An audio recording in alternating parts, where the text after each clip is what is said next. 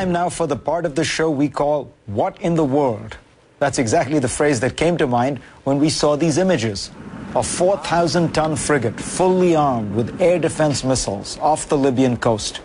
It wasn't an American ship, it wasn't British, French, Russian. It wasn't any of the usual suspects. It was Chinese. This was a first. The first time in history a Chinese warship has ever sailed in the Mediterranean Sea. The Zuchao, a missile frigate, had been monitoring pirates off the coast of Somalia. But then, amidst the unrest in the Middle East, it broke off and entered the Red Sea, went through the Suez Canal, and then headed towards Libya. Talk about going into uncharted waters. This is a first for China, breaking with centuries of history. Modern China has traditionally shied away from projecting its military power abroad.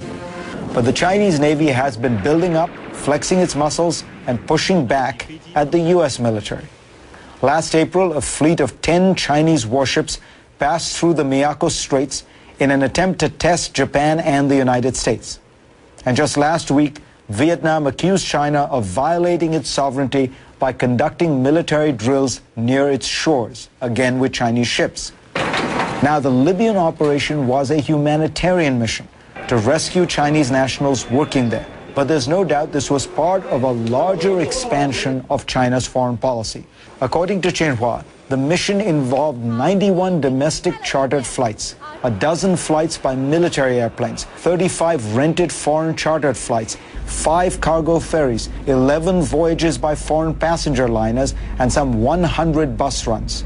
And of course, that 4,000-ton frigate just watching offshore. Chinese state TV has been broadcasting these celebratory images for days now.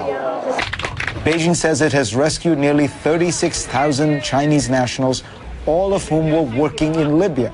By evacuating a further 2,000 foreigners, China has also scored vital brownie points with Italy, Malta, Croatia, the Philippines, and others. It's not all purely humanitarian, however. Beijing has recently announced a 13% increase in defense spending to about $90 billion. This while the U.S. defense budget is likely to decline in coming years. China's ultimate showpiece is expected to be unveiled later this year. A naval supercarrier that can launch fighter jets and shoot down enemy planes. This video from YouTube is said to be China's new carrier. This one is American. We have had a virtual monopoly on these massive floating islands. That apparently is going to end. You'll remember in January, China conducted a test flight of a high-tech stealth fighter jet, right when Secretary of Defense Gates was visiting Beijing.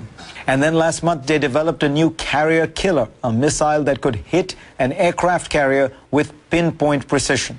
These are all small measures that still put China way behind the United States military, but they all point in the same direction. China has in the past few years accumulated immense resources and financial assets in countries across Africa, Latin America, and Asia. It also has massive human investments in most of those places as well. Hundreds of thousands of Chinese workers are involved in projects across Africa. China wants to show that it will protect them and protect its investments. And to do that, it's rapidly expanding its military. As China's economic interests grow, expect to see a rise in its military power to protect those interests. And expect to see an expanding definition of China's vital national security interests, which will include more and more regions. That's what happens when great powers expand.